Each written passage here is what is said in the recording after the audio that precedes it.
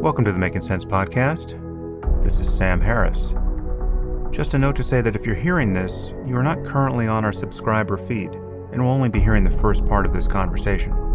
In order to access full episodes of the Making Sense podcast, you'll need to subscribe at samharris.org. There you'll find our private RSS feed to add to your favorite podcatcher, along with other subscriber-only content.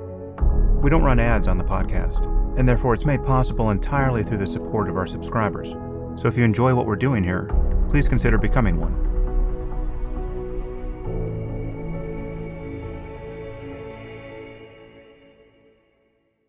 Okay. Well, a lot happening out there in the world. I think a brief comment on the immense amount of attention and controversy sparked by Elon Musk planning to buy Twitter. Seems like that is happening. It could still not happen, but seems like it's more likely than not at this point. I have been fairly astounded by how much of what has been said about this on both sides seems to miss some obvious points. Again, from both sides. On the left, there's been a fair amount of hysteria around a billionaire, and one as outspoken and opinionated as Elon buying Twitter and therefore controlling such an important media property. Well, billionaires control so much of what's important that there's nothing new there. And from the right, there has been a lot of celebratory nonsense about how much is guaranteed to change under Elon's stewardship. If I was going to summarize my opinion here, I think I'm agnostic as to whether or not Elon can actually do much to improve Twitter. There's some obvious things he could and should do, and I trust will do, like cleaning up a lot of the bots and not doing some of the very stupid things that Twitter has done in the service of its moderation policy in the past. The people on the left that think that Twitter did not have a problem with heavy-handed moderation either weren't paying attention or agreed with that heavy-handed moderation for ideological reasons, right? I mean, literally someone got kicked off for life, I believe, for tweeting, "Men are not women," right? That was considered hate speech in the context in which she tweeted it. And meanwhile, ISIS and the Chinese Communist Party, I mean, all of these groups have accounts in good standing at that point, right? So that's crazy. And insofar as Elon is going to insist upon a more transparent and ethical moderation policy, that will be to the good. But in truth, if moderation were easy, someone would have figured it out by now. And, I'm not especially close to this problem technically and what algorithms can do to solve it, but it just seems like there are always going to be apes in the loop, at least to adjudicate someone being kicked off and reinstated. You need people at a certain point to process these claims of who should be kicked off and who shouldn't. And what you have in front of you are an endless series of judgment calls, some of which are trivially easy and some of which are really hard, right? And I don't see how that problem ever goes away. So I don't see how you don't always have enormous numbers of dissatisfied people in the wake of even the wisest moderation policy. Now, for the so-called free speech absolutists, who seem to not want much of a moderation policy, and who are claiming that Twitter's or any other platform's attempts at moderation in the past amounted to censorship, first of all, we already know what an unmoderated or effectively unmoderated platform looks like. You go over to 4chan or 8chan and see what no moderation gets you. Here's where any sane moderation policy parts ways with the First Amendment. Everything happening over at 4chan and 8chan is protected by the First Amendment. I think those platforms should exist. Right now, there are things on there that might be illegal, right? Child pornography and any other video record of a crime that was perpetrated for the purpose of creating the video. There are laws against all of that. People should go to prison for that stuff. Totally understood. But that leaves immense scope for absolutely obnoxious and soul-destroying poison that can be spread on a social network, and which most of us want nothing to do with. And there are legitimately hard calls. Like, for instance, I think every platform should have a no doxing policy. And the people who have been kicked off Twitter, people like Alex Jones and even Donald Trump, I think should have been kicked off, and they should have been kicked off largely for their knowingly marshaling their crazy followers to dox and harass and effectively ruin the lives of identifiable people on the platform. Right? That is what was happening. Jones and Trump knew that's what was happening whenever they targeted an individual on social media, and it was absolutely despicable. But there is no bright line between malicious doxing and necessary journalism, right? You just sort of know it when you see it. Do I think that members of ISIS should be doxed? Absolutely. Right? Show me some terrorist atrocity with people caught on cell phone cameras or security cameras. Do I want those people identified? Do I want them caught by the cops? Of course. But do I want somebody who has an opinion that is not shared widely by the woke mob, doxed by that mob, and hunted as an apostate out in the real world because of what happened to them on Twitter? Of course not. But again, this is a hard problem to solve, and there will be edge cases. And I just don't see how that problem goes away by taking Twitter private, or by cleaning up all the bots, or by implementing an appropriate algorithm. There's still going to be people at the end of the day trying to figure out where the edge cases are and what to do about them.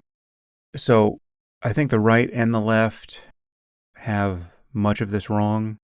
I think appeals to the First Amendment are generally misleading. I think we want platforms that have coherent moderation policies that prevent them from becoming like 4chan and 8chan. And I certainly wish Elon the best of luck in developing such a policy, implementing it, and in making Twitter better than it is. I think Elon's claim that Twitter is the town square and that it's absolutely crucial to make it much more in line with the First Amendment is an understandable, but I think ultimately dubious one. Twitter isn't the town square. There are many successful, influential people who are not on Twitter. The problem is that most people in tech, most people in journalism, most academics, and certainly Elon among them, are addicted to Twitter. And I think it's pretty clear, or it should be, that in almost every case, that addiction is counterproductive. It's not to say that Twitter isn't useful. I'm still on it. I still find it a valuable source of news and recommendations. Occasionally, it's a great spot to connect with someone who I wouldn't otherwise connect with. But I have pulled back a lot because I witnessed a fair amount of the dysfunction of over-engaging with the platform in my own life, right? And I certainly see that dysfunction well advertised in the lives of others. So there are many reasons not to be on Twitter or not to be on it much, and there are many people who are thriving who are not on it. So it's not the town square. You have not lost your personhood if for some reason you get deplatformed from Twitter. So I think the analogy to the town square is a false one. And I think the notion that any legal speech must be tolerated on the platform is going to lead to a truly awful place to be. And then people will be free to leave and start a new platform. Anyway, this topic comes up, however briefly, in my conversation today. And in the end, there'll be much more to say about it. But I think creating a social media platform that actually works, that becomes a place where smart, well-intentioned people are wise to spend their time, I think that is a really difficult problem to solve, and I certainly hope someone solves it. Anyway, those are my 2 cents. And now for today's podcast. Today I'm speaking with Douglas Murray. Douglas is a friend who's been on the podcast before. He's the author of several books, most recently The War on the West, which we talk about in depth. His previous books were The Strange Death of Europe and The Madness of Crowds. He's also an associate editor for The Spectator. He writes for several other publications. He's immensely prolific. And as you'll hear, he is always great to talk to. We get deep into his book, The War on the West. Before we do, I go fishing for some areas where we might disagree. And actually, this question of moderation on social media platforms is one of those areas. We talk about the problem of hyperpartisanship on the left and the right, and the primacy of culture. We talk about the problem with Trump, and use the Hunter Biden laptop controversy as a lens there. We talk about the deplatforming of Trump and Alex Jones specifically. And then we get into the topic of his book proper. We talk about the new religion of anti-racism, the problem of inequality, the 1619 Project, the history of slavery, moral panics, the strange case of Michel Foucault, and other topics. Anyway, it's always great to talk to Douglas. I hope you enjoy this conversation as much as I did. And I bring you Douglas Murray.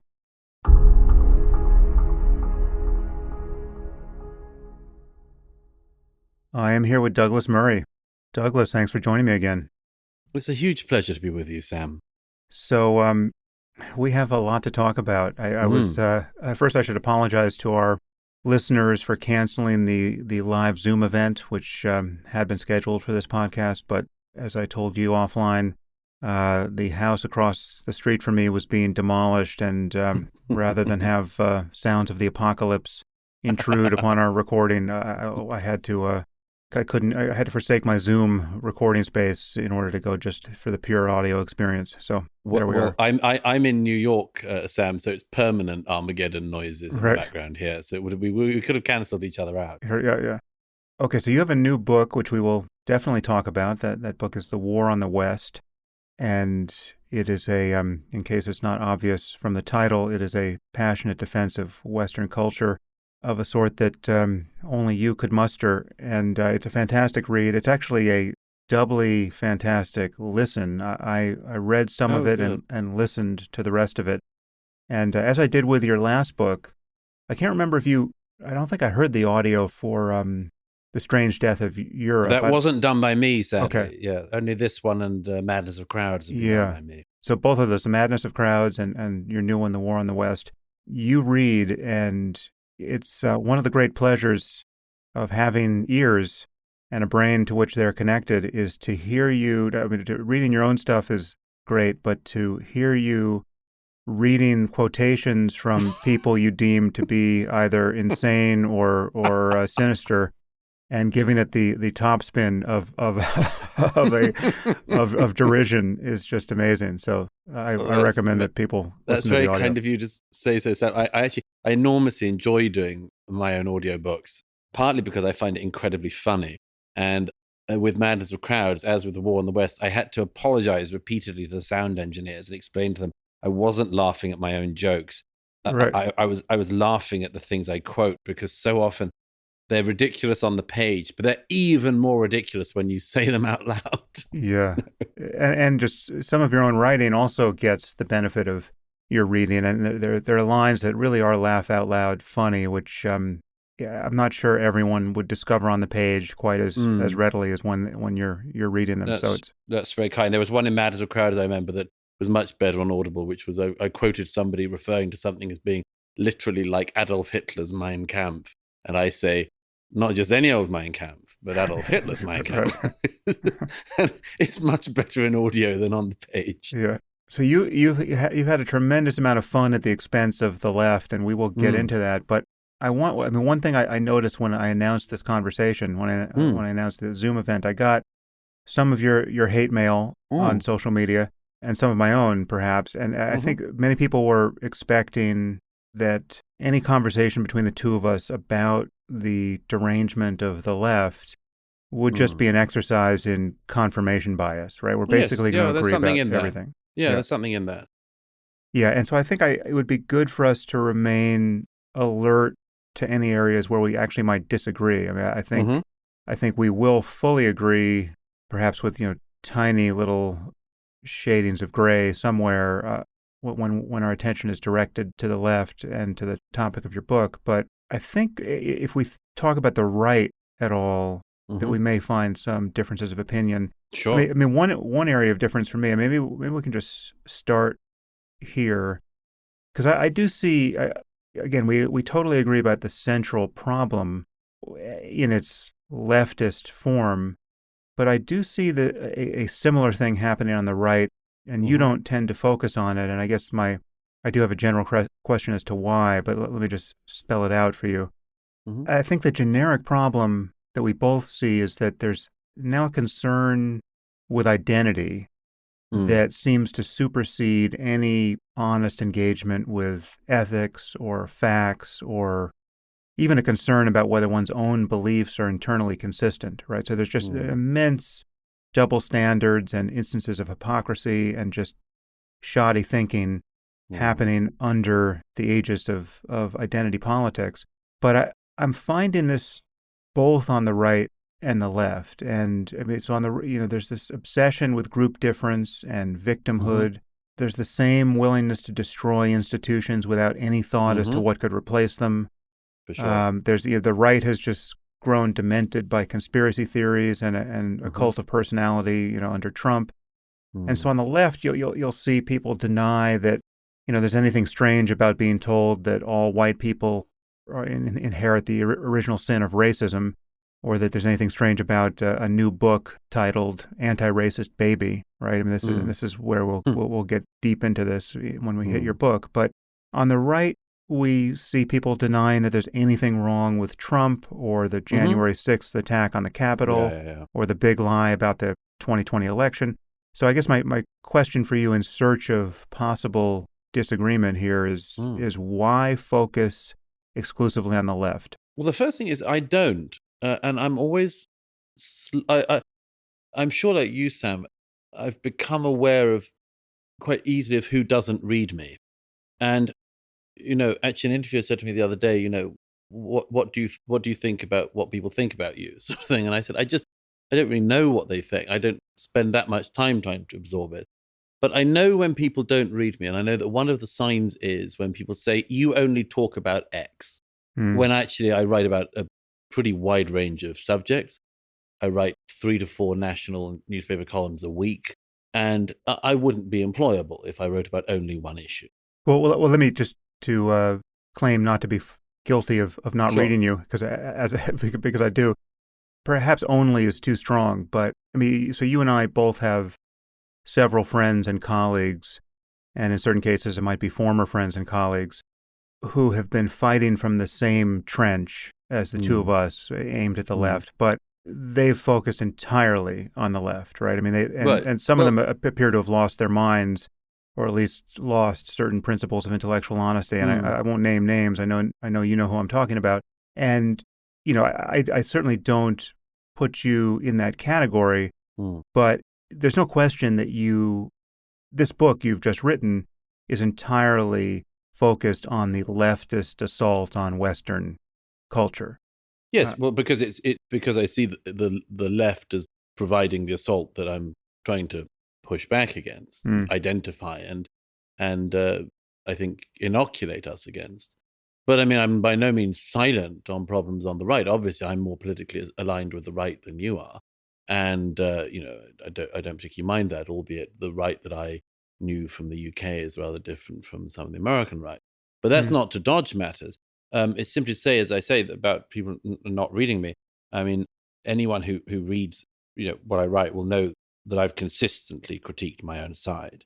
Yeah. I mean, for instance, and let me just rattle off a few that come to the top of my mind. Immediately, January the 6th happened. I wrote in the main conservative newspaper in the UK. This sits solely at the feet of Donald Trump. He led his troops to the top of the hill. And what did he expect them to do?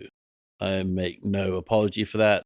Got plenty of criticism for it from people, but I still will not regard and do not regard the attack on the US Capitol as being nothing. And have consistently said that, among other things, whatever happens with Donald Trump himself, you cannot claim that what people around him were saying was not essentially up to and past the point of what we call incitement. That seems perfectly clear, and I've written about that repeatedly. And let me give you two other quick examples. There are on the American right things, and I've been in America for a year now. There are things which do not exist anything like the proximity to the political center on the American right than what exists in Britain. We'll give you a couple of examples. An obvious one is conspiracy theories. Another one is like very unpleasant forms of prejudice, which again would totally knock you out of the race in the UK. In fact, I spent New Year's Day this year not taking a break because I won't name him, but a very ugly, unpleasant right winger in the US had spent his New Year tweeting about people. One particular person who he described as having a Rothschild physiognomy, and I spoke to Barry Weiss and said, this is where the right goes wrong. This guy is actually affiliated with some conservative institutions in the US. It seems to me totally intolerable that a flagrant anti-Semitism should be anywhere near the center of the American right, and immediately criticized him for this. And got, I have to say, absolutely no reward in return, only a heap of bile from right-wingers who thought that he was either ignorant and didn't know what he was saying, or that there was nothing wrong with talking about people having a Rothschild physiognomy. And thirdly, I'd say, just off the top of my head, at the moment that Russia invaded Ukraine, I saw that a part of the right in America was going very wrong indeed, as was a part of the right in Europe. And I immediately used my column in the Spectator, which is the oldest right-of-centre magazine, the oldest weekly magazine in the English-speaking world. I used my weekly column there to talk about the right that had gone wrong on Russia, how it had been misled, how it was lying, how it was providing counterfactuals, counterinformation, how it was pumping out Russian disinformation, how it had fallen for Vladimir Putin and been taken for a ride. Again, I say this not just because anyone can go and search this stuff, but because I don't think I ever have any problem with saying what I think about people who are identified as being on my own side. And there's a reason for that. It's not tactical. It's because I don't want to be a million miles near these people. Right. I wouldn't want to be near these people. So when people say, and they did with that person I identified who was obviously a nasty little anti-Semite, when they said, oh, you've no idea how many people are going to turn on you about this, I said, I don't care. Why would I care? Why would I care? Why would I want to be aligned with people who thought that Vladimir Putin was the savior of Christendom and a devout, honest Christian who must sort of provide the bulwark to the madness of left-wing liberalism? Of course not. I don't want to be anywhere near these people. And as for the Trump point, by the way, sorry, it sounds like, but only because the nature of the question, I don't want to sound too self-defensive, but at no less a platform than the national, the conservative, what's it called, the National Conservatism Conference in Orlando, Florida last year, I was on a stage with several people you'd know, and the question of Trump came up. I criticized Trump in front of an audience that was mainly supportive of him, and I said there is something absolutely unsustainable about the fact that in front of an audience like this, various people like Ted Cruz had spoken as well, and I said, one of the only dissenting notes of the conference, and I said, among other things, that it's totally unsustainable that you have this situation where at a conference like this, somebody asks a question about Donald Trump, and everyone on the panel pretends to know less than they know about him. Right. They pretend not to know that he's got a really horrible character, for instance, and pretend that merely his ability to win is what we like, and therefore we'll park everything else. We'll pretend that January the 6th didn't happen and that it's just the libtards going mad. I said that in front of that audience. Again, I'm not searching for popularity, but I would not want to be on a stage which included people who simply uncritically praised Donald Trump and join in with it. Why would I want to be anywhere near that? Yeah. Well, I'm very glad I gave you an opportunity to get that off your chest, because you're often lumped in with the people who do not make those points, which I think are absolutely just necessary concessions to political sanity.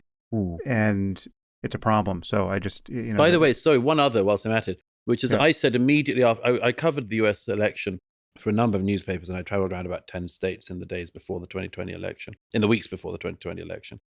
Went everywhere from, sort of across the country, covered a Trump rally, in Florida. And the minute that the results came out, the right started to lie about them. I said then, and again in the Spectator, I said, this is going to be a real problem for us because these people are going to waste our time for years. They are going to waste our time with this conspiracy about this election, and they don't realize that they're not just wasting our time, they're wasting their own, because they will do the crucial mistake that always happens when people fall into this, as some Democrats did after 2016. They will fall into the mistake of thinking that they won, and as a result, they will not do the necessary self-searching that you need to do when you've actually lost an election and work out why you've lost. So it's to their own fault as well. It both demeans their opponents and it demeans themselves. I said that straight away. Yeah. So let's again, before we dive into the left side of the chaos. No, we should focus on the right for sure. Yeah. No, I just want to see if I can find the generic essence of our problem first. I mean, I think we both are worried about what appears to be a derangement of our culture, and culture is not this expendable thing. Culture really is the operating system for humanity at this point. I mean, we have, insofar as we surmount, mere nature, red in tooth and claw, we arrive fully in culture, and it's just the basis for every epistemic and emotional and ethical engagement with our shared social reality. And politics is a strand of that, but there's much more to it than politics. And what we're seeing now is an environment wherein misinformation and moral panics and social contagion are getting made immensely worse by social media and current trends of loss of trust in institutions and just other forms of fragmentation of society. And again, this is, whatever we're going to say about the left, as crazy as it is, and as easily seen to be in your recent book, on the right we have QAnon and the other odious exports from Trumpistan.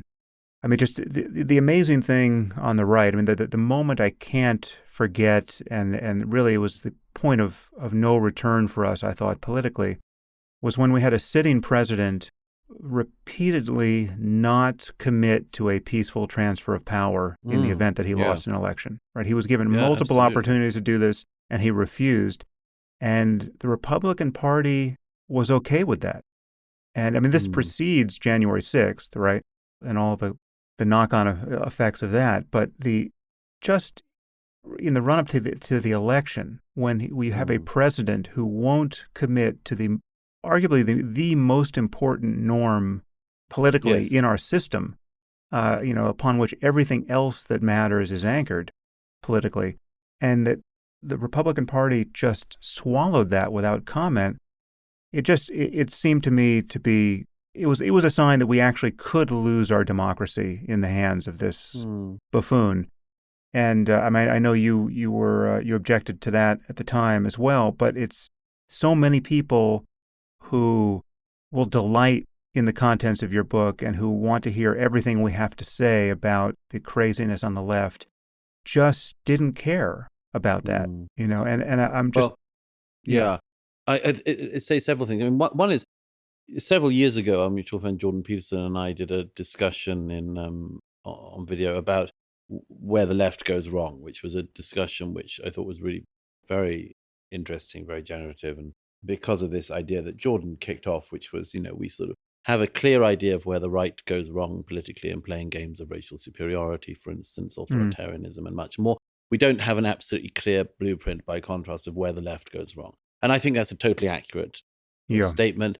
And I think that it is a big problem. Where is it in collectivism? Where is it within the social justice movement that the left starts? How do you end up with the gulag?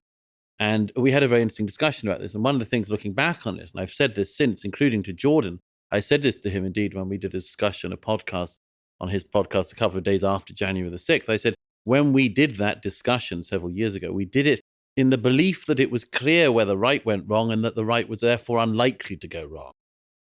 And we can no longer make that assumption. We're having to revisit those statements, those basic underpinnings that we thought everybody had. We do actually have to revisit them. And we did, by the way. And again, I don't say this by any means to search for praise, but neither Jordan nor I got any particular love from followers for this. Yeah. But I said to him, this is a very important thing, that two figures who are more identified as being on the right than the left, certainly, make it plain that this is where the right goes wrong. And the discussion we had included us, I thought, rather helpfully, helping each other to the following realization. I think the best way I could sum it up is, I said, if you went back 5 years from where we were then to, say, like 2015, and you said there was going to be a time in 2020 in American politics where a significant amount of the right is going to believe the following: that no media is telling the truth, that no politicians tell the truth, that the law courts are all totally corrupted, that every one of the intelligence agencies is totally corrupted, that the ballot is totally corrupted to the extent that an election is going to be stolen. But you have one great virtue on your side. There is one virtuous man in the Republic. And you know who that man is? It's the dude off The Apprentice. Yeah, it's Donald J. Trump. Now, if you'd have said that to anyone in 2015, they'd have said, oh, sorry. And also the vice president, Mike Pence, he's also completely corrupted and not a conservative.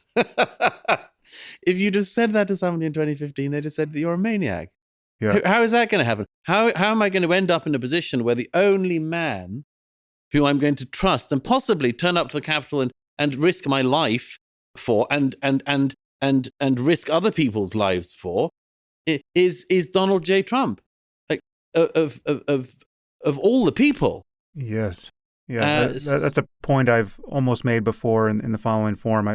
Back in 2015, I would have said that there was literally not a single Fortune 500 company in America that would have ever had the thought, the situation is really grim for us. What we need is a complete rebooting of our organization. We need to bring in a new CEO. We need to find them, and we have found the most competent, most inspiring person for the job, and that man is Donald Trump. Yes, that would have been. We've done a headhunting exercise, guys, and we've come back with a song. Yeah. A man of high integrity. That's what we need. Yes. Never knowingly told an untruth. Yeah. Yes, but so this is definitely a problem, and it's a problem of I would say particularly of the American right, and the problem is obviously that there is something that Trump taps into which they fear that nobody else can. And I don't know whether they're right or not. I have no electoral crystal ball. What I do know also is that there's one other instinct which is worth highlighting, which is that for some years, I think, in the cultural realm and others, there was a perception on the conservative side that conservatives had played too nice. That basically what happened was that the left advanced incrementally and sometimes actually in bounds. That it enjoyed rubbing the right's noses in its defeats. That conservatives were too gentlemanly to ever do anything other than slightly slow down that progress of the left, or to fight the next battle they were going to lose, and that this was the sort of trajectory of politics. Now, again, I'm not saying whether I agree with it or disagree with it or whether it's true or not. That was a perception on the right, and that the point that Donald Trump came along, as far as it seems to me, and I, by the way, I tried for most of his presidency not to write about him because I thought that since everyone on the planet had a thought, it wasn't particularly worth my while adding to the melee. And I thought the same with Brexit, incidentally, after the Brexit vote happened. Not that they're connected. But I tend not to, if everybody on the planet is writing about the same thing, I tend not to want to join in the cacophony, and also because it seemed to me there was relatively little to add. But just to return to this point, that there was this perception on the right, particularly in America, and they did something which I think is both understandable and reprehensible, which was to essentially choose as a tool of fight, a weapon of fighting, the weapon that they believed would most upset their opponents. It effectively goes to that instinct to hurt your enemy, not to just win. to kick them in the balls. And Donald Trump was that dirty fighter. And the right suddenly, or a section of the right, suddenly got excited about that. They got excited about the fact there was somebody who took the fight to the enemy, who, literally calling them the enemy, who would derange the other side. All that sort of liberal tears sort of thing. Yeah. It was rejoicing in it, saying basically, we're so fed up because we've spent years being bullied, and so we're going to have some fun being the bully. And that is, as far as I can see, the dynamic that led to Donald Trump, and because the Republicans don't know whether they can tap into that feeling of resentment without his aid, they're sort of sticking around him. That's why you have this ludicrous dance that's going on at the moment where no one will declare. Yeah, yeah.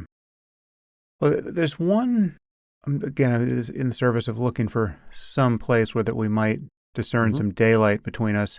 I think there's going to be very little, but there's one instance that I am genuinely undecided about. I mean, in the rubble of our information space, one thing stands out to me recently. I don't know if you've written about it, or I think I've heard you comment about it briefly on a podcast, but the Hunter Biden laptop scandal, right? That is I genuinely don't know what I think should have happened there, because let's just summarize the state of our knowledge currently is that it was treated like a product of Russian disinformation at the time. There were a bunch of former intelligence chiefs signed a letter saying this is classic fake news out of Russia, and it was treated like pornography journalistically, and suppressed by social media. Twitter, I think, delinked the New York Post's account. I think you couldn't forward the story any longer. That's right. And all of this was done immediately before the election. This was some kind of October surprise. And at the time, I didn't know what to think about it. I didn't know any more than anyone else knew who was being denied access to the information. Except I did know one thing, which is I didn't care if Hunter Biden had severed heads in his basement. Right. I mean, there was literally nothing you could have told me about Hunter Biden that would have been relevant to me when the goal was to keep Trump out of office at that point. Right. Because it was just, I did view Trump, given, the aforesaid noncommitment to the most important principle of the survival of our democracy. I viewed him as an existential threat. And given what had happened in 2016 with Comey reopening, the email, the case into Hillary Clinton's emails, we know that, though her failure to win the presidency was certainly overdetermined, we know that in the last 11 days of the campaign, that was the coup de grace, right? With and this could have proved the same for the election of Biden, because it was going to be this bright, shiny object that was going to captivate everyone and suck up all the oxygen. So I honestly don't know what I think should have happened there, because I think you and I will agree that there really is a problem when you have our preeminent sources of journalism pretending that a significant story is in fact a non-story. I guess I should close the loop on this. It's recently been admitted by the New York Times in an article to which they gave very little oxygen that, sorry guys, this really was a story, and it was legitimate, and there are all kinds of heinous things on that laptop. Yes. And who knows to what degree it suggests the corruption of Joe Biden and the Biden family in their engagement overseas. So I don't know how you feel about that, but I don't know what the counterfactual is, what might have been done differently that would have been within bounds ethically, journalistically, but it's just I don't know what I would change about the past with respect to that story, given the outcome. I should declare an interest. I do write a weekly column for the New York Post, which was the paper that broke the story, of course. I wasn't actually writing for the Post at the time, apart from occasionally, and now I'm a regular. So I just add that as it were, just in case anyone thinks there's a conflict of interest. But I had no involvement in the Hunter Biden laptop story, but I know the people who were involved in it. I think that it was a catastrophic mistake to silence the Post, America's oldest newspaper, at that moment. I thought it was a decision by a few big tech companies who were basically helping Biden out to win the election. The contents of the laptop, there's a good book by a colleague of mine at the New York Post, Miranda Devine, who did a lot of the work on the story, one of the people who had access to everything on the laptop. There's a very good book about it now called Laptop from Hell, which if you read, or even you read excerpts from, you'll see that the problem is not, I mean, I should stress, I'm not that prurient a person. And I actually have and I mean, nobody's not prurient, but I genuinely have no interest in the rather sad private life of Hunter Biden.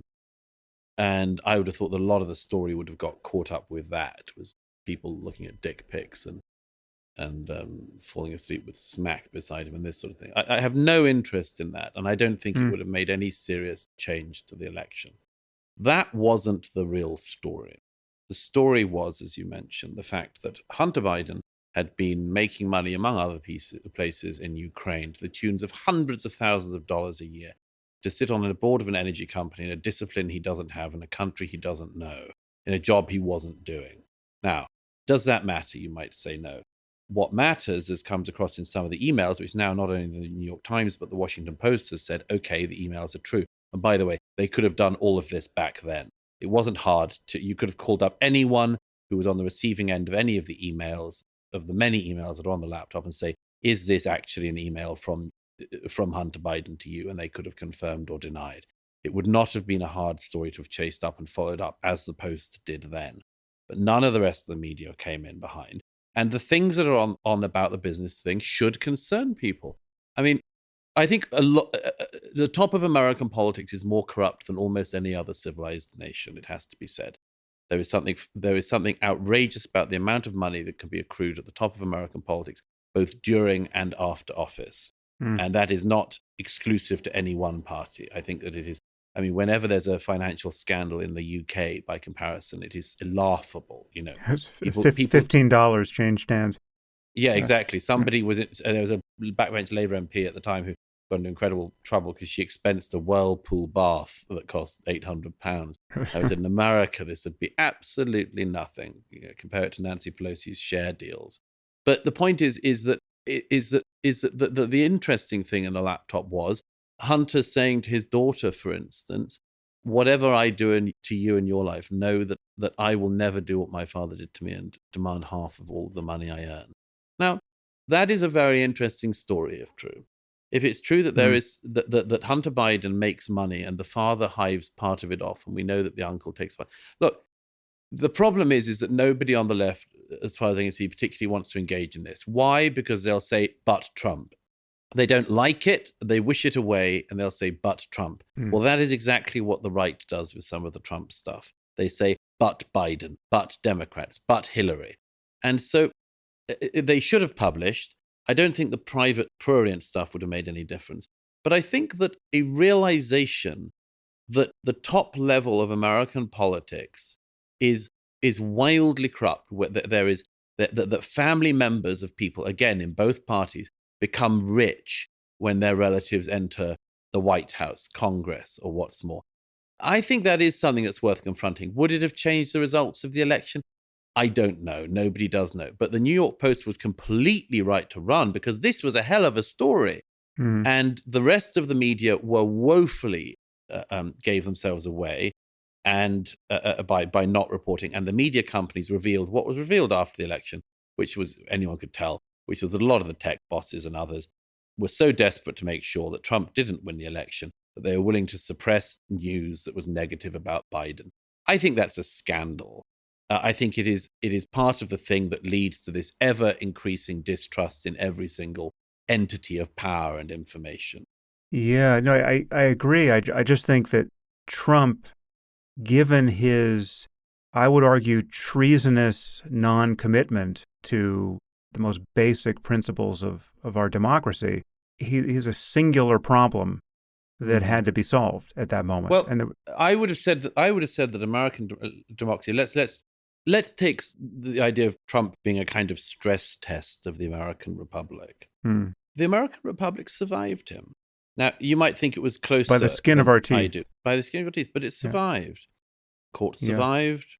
The democracy survived. But it was down to a handful of people who would just not accede to his demands. Had Mike Pence done as instructed, had a few Republican election officials done as instructed, we would have had an absolute constitutional crisis, the resolution to which was just non-obvious. Absolutely, but they did stand up. Lindsey Graham did say on the floor of the House on the 6th of January, I have asked repeatedly for evidence from the evidence of this fraud in the election, and he doesn't provide it to me. So I agree that too many people went along with it. There were mad theories going around. Almost none of it has stood up since. But let me just return to this issue of the laptop, because it's important in terms of this issue of trust in American politics, which disturbs the hell out of me. The problem with the Post story was not just the suppression of the story, but what you described, Sam, the joint letter by intelligence chiefs saying this is classic Russian disinformation. Here's the problem. In my view, every single person who signed that letter should lose their pension, should be cashiered, should be disgraced. Why? Because these were people involved in the NSA, the FBI, the CIA, who became political actors in order to support the suppression of a newspaper breaking a story that enabled Joe Biden to be elected president. It was a wildly political intervention. And it has... Except though, Douglas, we know that there was massive Russian meddling into every aspect of the conversation. I mean, on social media, with the hacking of the DNC, there was a continuous assault upon our democracy with a kind of information warfare campaign from Russia. So it was certainly plausible to think that this might have been Russian compromise of some kind. It's not a crazy allegation. On the contrary, I think it is. I think that both sides have wound themselves up in American politics in recent years and politicized institutions that should never have been politicized, and have overemphasized this allegation that the democracy has been hacked. The Democrats did it immediately after the 2016 election. Again, it's not a popular point to make to some Democrat listeners, but what Donald Trump did in 2020 was unforgivable. But part of his ability to get away with it, I believe, came from the fact that there were so many Democrats who were not willing to believe that he had been legitimately elected in 2016 either. In other words, what I'm saying is, you might say it's a 1% injection of falsehood or a 5% injection. But the point is that it was already up for grabs in America that the ballot was not secure, that the vote was not secure, that you could be hacked by Russia and actually it didn't matter. Now, here's the thing. You're now at this stage, and I wrote this some time ago, and if you translate this into the British context, in Britain, if you had a situation where conservatives, never mind, we can put the left to the side for the second, but I can do the same exercise on the left. Conservatives didn't believe that any of the following institutions were on their sides: the court, the ballot, MI5, MI6, the police, the GCHQ. If they believed that all of these institutions and more were against them, these people would no longer be conservatives. They would be something else, but they would not be conservatives. You cannot be a conservative if you believe that there are no institutions in the state that are trustworthy. Hence what's so strange about the Republican Party at the moment. You could argue it's not at all conservative. I think there's a lot of truth in that. And again, the problem with this is that there is an element in everything that they believe on this that is true. It is true that the intelligence services, for instance, in the US, have massively politicized themselves unnecessarily. They have therefore ended up losing the trust of even the political side that would be most likely to be nascently supportive of them as an institution of state. Again, I mean, to give one other example, when in our lifetimes before could you have imagined a situation, not when the left derided and dismissed the heads of the armed forces, including the chairman of the Joint Chiefs of Staff, but where the right did? Yeah. That's the extraordinary terrain that we're now in. Yeah. No, we were in there quite early on just during the campaign when Trump derided John McCain and his service as a war hero and prisoner of war, and suffered absolutely no political penalty for it. Oh, I remember very clearly sitting at a friend's house in America the day that story broke on the front of the Post, and I remember this friend who'd been in politics all her life saying, "That's him done."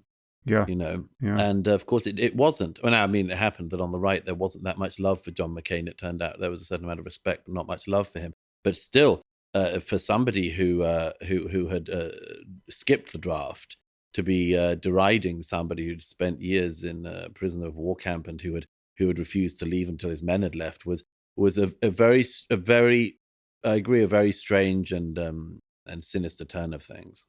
So where do you sit? This is an adjacent lurid topic. Where do you sit on the subject of deplatforming people like, Trump is one case from Twitter, but maybe a clearer case is someone like Alex Jones. Are you a free speech absolutist of the sort that you think that, forgive me for leading the witness quite this hard, think that private companies should be forced to give a megaphone to someone like Alex Jones, who is, with every tweet is ruining the lives of identifiable people? In general, I am, yes. I certainly think Trump should be on Twitter. But why wouldn't you take the company's eye view of that? If I start a social media platform tomorrow, why should I be forced to put any particular person on it who I want to exclude? Well, effectively, it's a thing that Elon Musk pointed out the other week when he started his bid for Twitter, which is, whether we like it or not, Twitter is the public square. And this dance between private company and that is a tricky one. It is a private company. They can make their own decisions. However, it is true that if the tech platforms decide to downregulate you, dampen you, or let alone chuck you off, you are left essentially voiceless. Yeah, but clearly, but all of these companies have terms of service, which if you violate them by declaring change. But in any plausible terms of service, you would think that ramping up the risk of nuclear war or singling out private individuals who based on the insane multitude following you will be doxxed immediately and have their lives ruined. And then, in fact, that's why you target them, right? But people do that all the time. A Washington Post reporter just did that to someone. A Washington Post reporter, Taylor Lorenz, just doxed this woman a private individual who runs this account called Libs of TikTok. That's pretty revealing, quite funny, has a big following.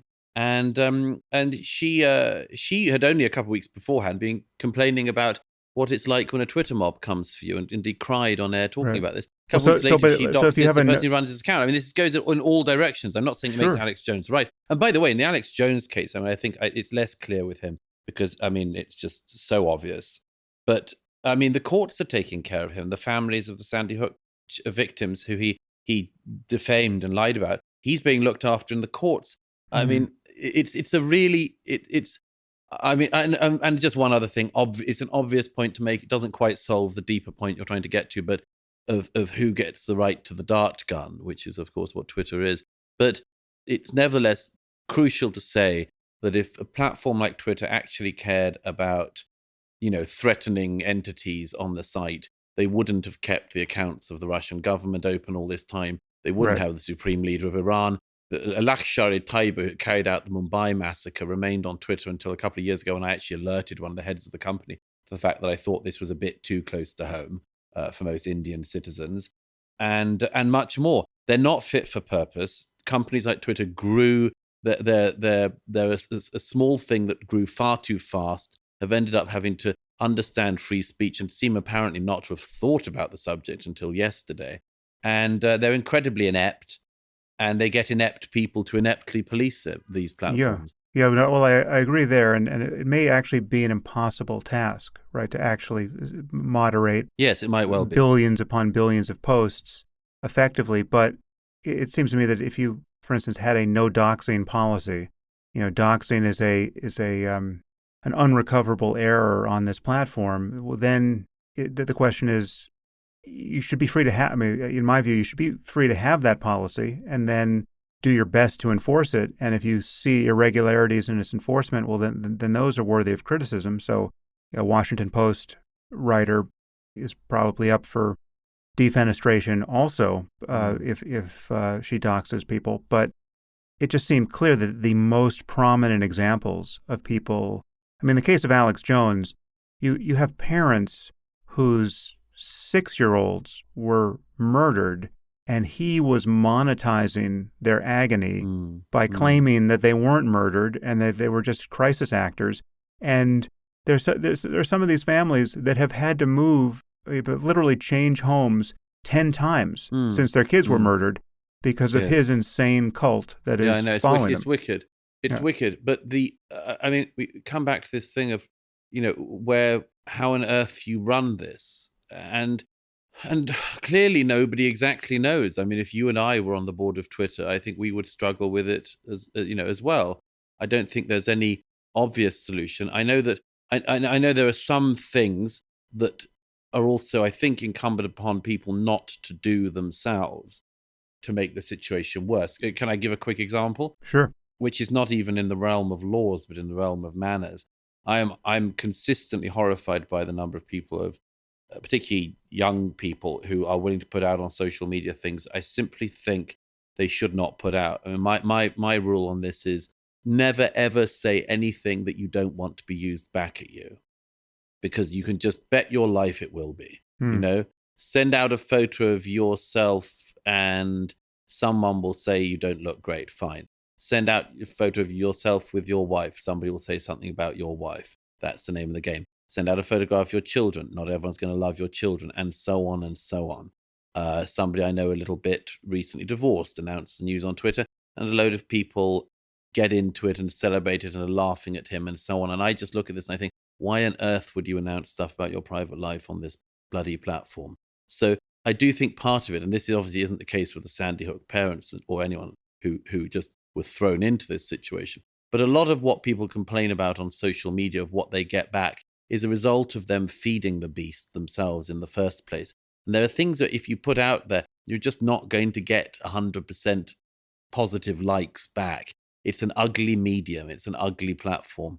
And I have infinite compassion for the people who suffer from it and the sort of what's happened with the victims of Alex Jones, but not when it comes to, the I said this thing and now I've been criticized and I'm upset and now I've got PTSD sort of thing. And I'm afraid that is so commonplace now, the cry bully thing, that where people behave one way on social media and can't take it in response and complain then. There are plenty of cry bullies on these platforms, and I don't have much sympathy for that. Yeah, well, I think that it's just a natural fact that we're new to this situation, that neither evolution nor previous culture has prepared us, which is you can join a mob, a virtual mob, and perform a reputational murder on someone, and you can be the object of a mob like that, and you never quite know what it's like until you're on the receiving end. Yes, but also, I mean, people do have to try to find a way to live their lives without this having maximal impact. Yep. I mean, I do think there's sort of, as I say, the realm of manners in this, the realms of customs, that we should also try to come towards a better type of custom with these platforms. In the same way that we did with email early on. Do you remember sort of the beginning of email? People would sort of pass around crazy stories about how if you eat tomatoes, you will never get cancer, that sort of thing. And just quite early on, those sorts of people who would send those things around learned that people didn't want to get them and stopped. Or at least that was my experience. Please don't send me this shit. Thank you. And they stopped. I mean, we're just not quite there yet, or no, not remotely there yet, with a platform as furious and as fast as Twitter. So, I mean, we have to assist our own behavior as well as hoping that Twitter can solve its side of the problem. Yeah. Okay, well, I'm not sure how much we disagreed in there. I think we, if we were on the Twitter board, we might disagree about who to deplatform. But would you acknowledge that? I mean, do you just think Twitter should be declared essentially, effectively, no longer a private company able to function by its own policies, but more like the town square that just has to function in deference to the First Amendment? I think it's basically the Wild West, and there's not much you can do about it. And you have to decide whether you want to go into the saloon. Right. It just seems strange that, because again, I take the company's eye view of this. You start a company. For instance, I think, I recommended that Jack Dorsey pull the plug on Twitter at some point, and he would have been given the Nobel Prize for Peace. Yes, I suggested Elon Musk send it into outer space. Yeah, no. Elon's buying Twitter as of the hour we're recording this. It seems that's happening, and taking it private. If he's doing that all with his own money, well, I'm not sure he is, but let's say he were to do that, couldn't he just destroy the entire thing and say, Yes, I'm doing you all a favor? He could do. I mean, the interesting thing about it, as you know, is that the people who've tried to set up rivals to it, it doesn't actually work. I mean, somebody said to me the other day, assume that Elon's a rather smart guy. There must be a reason why he hasn't tried to start his own Twitter. Right. Well, I mean, it's just hard to get to once you get the kind of traction people have on Twitter. I mean, he's got 80 million plus people following him. It's hard to imagine starting that on a new platform. But also remember, just to close the loop on where I was going there, if it would be within the bounds of propriety to actually just pull the plug on it, it would effectively canceling or deplatforming everyone. Why can't you deplatform Alex Jones for his misbehavior? Well, as I say, I mean, I would regard him as being a borderline case. I don't know. I mean, I think that basically once you go into the realms of harassment, which is where he was, that's a viable case for taking somebody off. I haven't really thought enough about his particular case because I don't follow him very closely. But I know that it's basically unsustainable that an American company deplatforms the U.S. president and doesn't deplatform the Ayatollah of Iran. But I just hear that as an argument for deplatforming both of them, given who they are. That could be the case, although I wouldn't agree with the moral equivalency. But yeah, it could be the case. I mean, as I say, all of these things set themselves up and end up having to run the town square and are just clearly not suitable for the task. I don't know what all the answers are to it, but as I say, that's most people don't like the unfairness thing.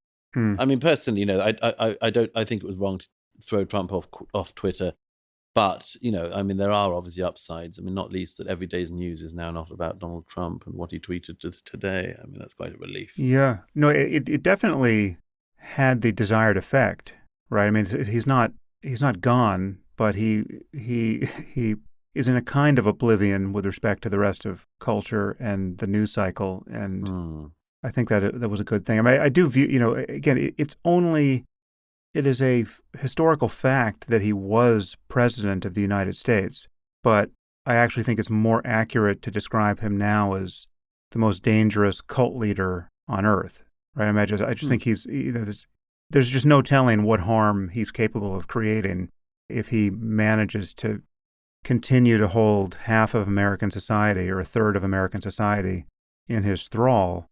And it's the most deranging thing to happen in our lifetime, including a global pandemic. I think it's one of them. I don't think it's the most deranging. I think it's one of the most deranging.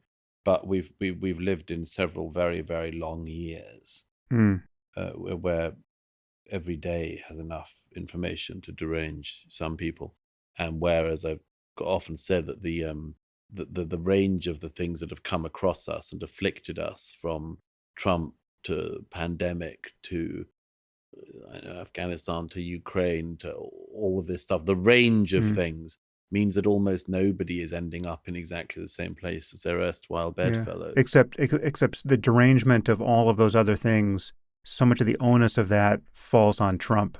I mean, just so explain to me why you have Republicans, otherwise sane, well-intentioned human beings, one must presume, lionizing Vladimir Putin at this point in history.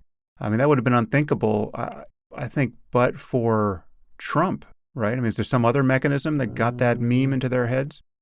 Yes, I think so. I think that there is, as I say, I've written repeatedly against these people, but I think that there is a section of the right that was misled by Vladimir Putin, and whether it's stupidity or ignorance or generational loss of memory, I don't know. I think it's a combination of all of these things. But I mean, there was certainly an element of the right that in recent years has said that American liberalism has gone so wrong that we need a bulwark against it. And the bulwark is and they looked around for people, but one of them that some of them landed on was Vladimir Putin. And I always said this was so monumentally stupid, among other things, because you had to take Vladimir Putin at his own word. I mean, you had to actually pretend that he was this devout, pious ex-KGB man who said his prayers and was going to lead Christendom to revival. You know, you had to actually believe he was sincere in that. And if you believe that, you're a damn fool.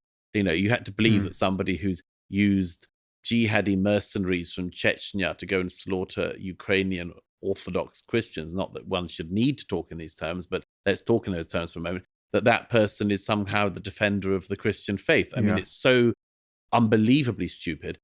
But there was an element of the right in recent years that fell for that, plus some that just had no history and memory of the Cold War, no memory of what the KGB or the Kremlin, let's just say, does. And then there were the people who were so fed up with false claims of overstatements of what Russia had done in recent years that they believed that the Kremlin was a sort of quiescent pacifist-like institution that never did anything.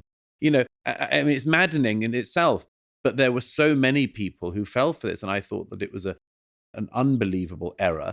And what has happened in Ukraine is one of the fastest demonstrations of a moral error that I've ever seen.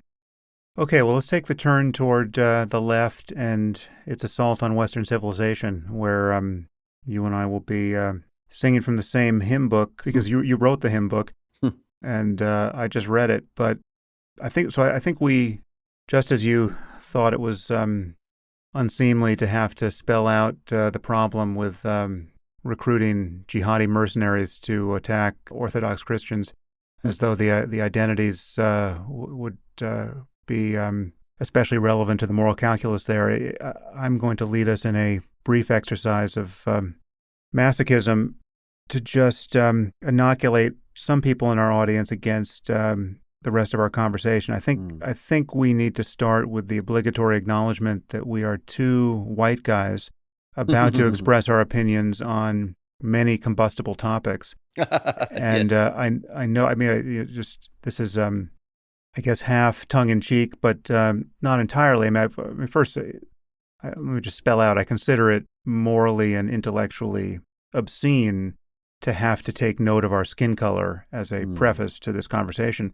But the truth is that there are only so many hills I'm willing to die on, and I do think it's prudent for us to acknowledge what any sane and compassionate person knows to be true, which is that racism and other forms of bigotry are odious, and that Western culture has been replete with bigotry of all types, as has every culture.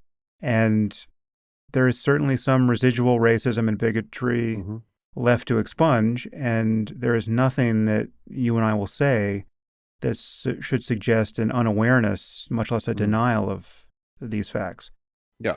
So I don't know if that's, I'm sure you can more or less sign on to that. I don't know if you have anything to add. Yeah. No, I'd just add that, I mean, it seems to me that one of the great disappointments of what I describe as the re-racialization of the public square, one of the great disappointments about it is that you even have to talk about yourself in terms of skin color, and that it seems so obvious to me, and has done for as long as I can remember, that you would in any way identify yourself because of it.